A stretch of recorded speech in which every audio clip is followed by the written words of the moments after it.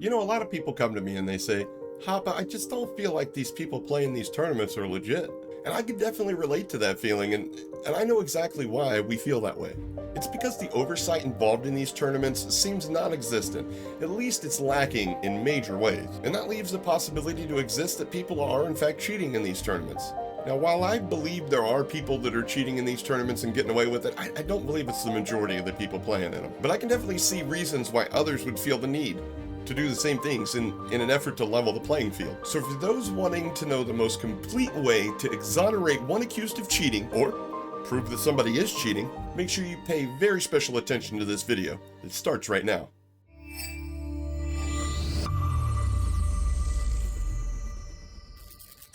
What's up, what's going on YouTube? Hope everybody's doing great. On today's video, I'm going to break down my methods to determine if someone is cheating, as if I was in charge of running a tournament in which someone had been accused of cheating. These would definitely be the steps that I take to come to my conclusion, and it works to catch VPN and geofence users, aimbot users, ESP users, Cronus strike pad, or macros for your mouse and keyboard or the controller. Everything in between, all the way up into including for simple things that help control recoil. And I'll be honest with you, some of these tournaments do a decent job, but there's definitely room for improvement. Because of the way some of these tournament orgs are going about trying to catch cheaters is absolutely pathetic. Having them go through various cheat providers' websites to see if they're logged in.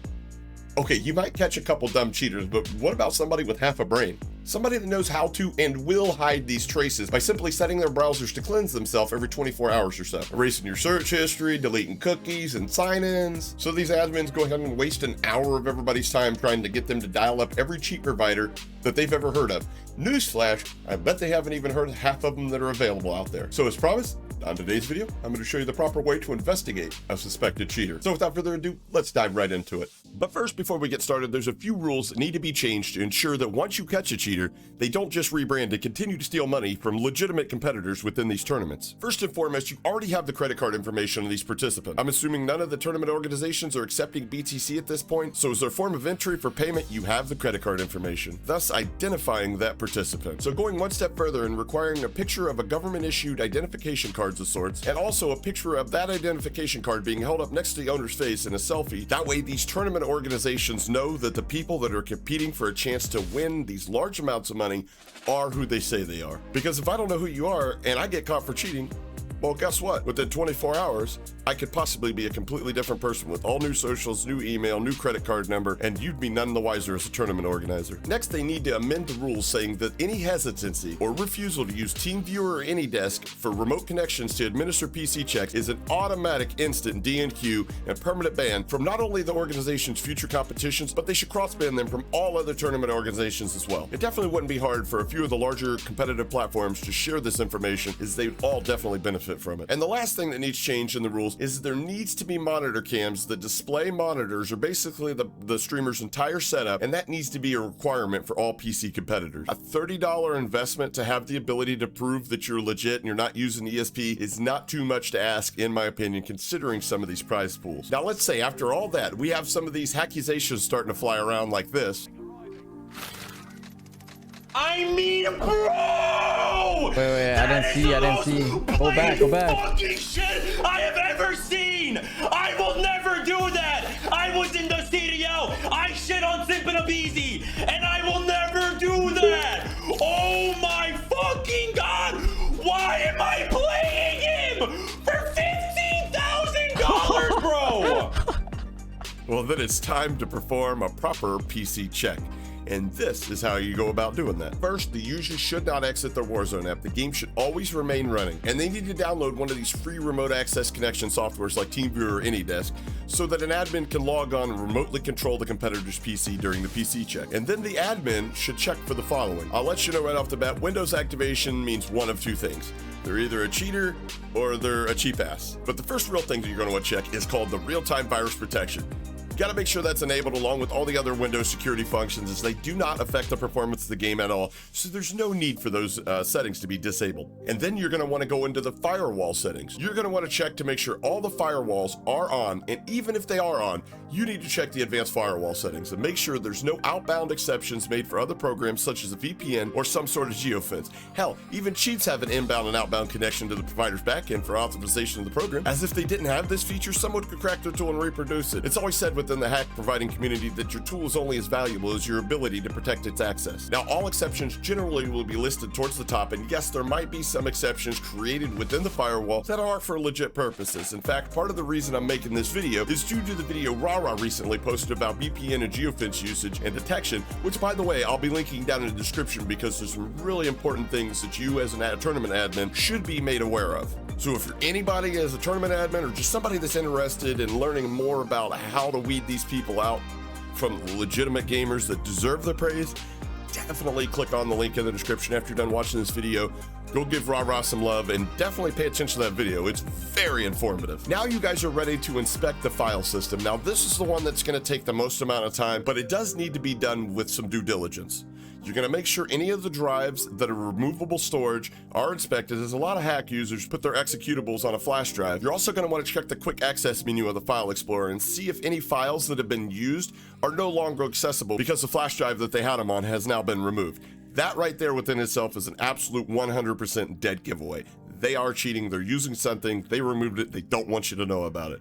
For me, that's DNQ all day. But you just want to take a few minutes and run through and inspect the file directory from their various drives all the way to the document folder, desktop. Even some create folders within folders within folders that are shoved into a random folder called music or something benign in an attempt to hide these cheats if anybody was to come picking around in their system trying to locate the executable file. And then after you've given a good thorough look around of the file system, next you're going to want to open up the device manager and confirm no hardware input modification devices are present, and then go check the profiles on the input software that they use.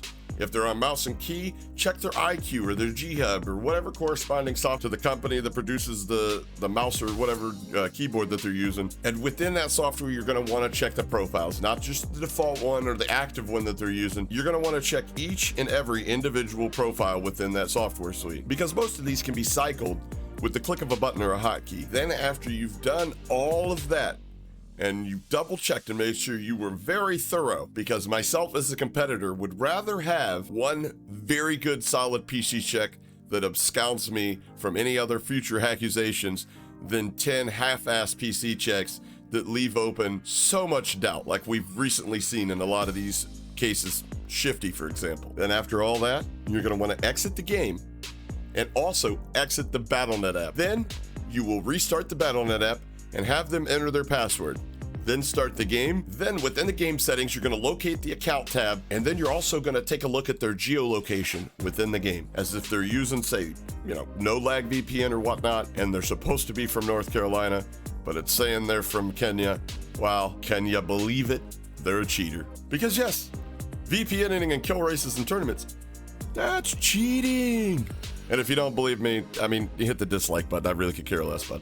And even after all that, if you as a tournament admin still find nothing, there's one more step to ensure that you as a tournament admin have done the best possible job that you could possibly do of keeping your tournament legitimate. And that is, if any point after you've allowed them to re-enter competition, they are no longer allowed to hide their screen. Now, I know what you're thinking. What about stream snipers? Well, if you run in your tournament legitly and right in the first place, everybody's going to have a stream delay enabled. So that's where we get rid of the stream snipers. They do not, for any reason, need to hide their screen. And at no point should they be allowed to mute their mic, their game audio, or their desktop audio. And at any point should their game crash, they must wait on a tournament admin to spectate them restarting the Battle.net app and the game, as well as making sure that tournament admin checks the geolocation after they restart. So hopefully some of my suggestions are implemented in some of these tournament orgs in the very near future. But even with that, all the prevention methods that I've covered today, it's still not a 100% guaranteed way to catch somebody that's cheating.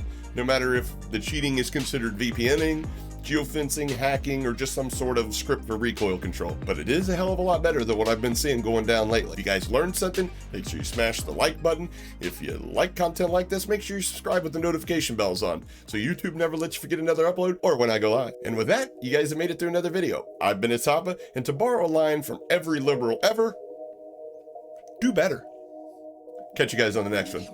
Mahalo. Hold up, little buddy, what is you doing? Finna go hard, hard, hard. Ice on my neck, ice on my wrist. That for the squad, squad, squad. Know they gon' hate, do what I tell them. Get on your jaw, jaw, jaw. Work on smooth, I got the moves. I swear to God, God, God. Hey, I just dropped 200.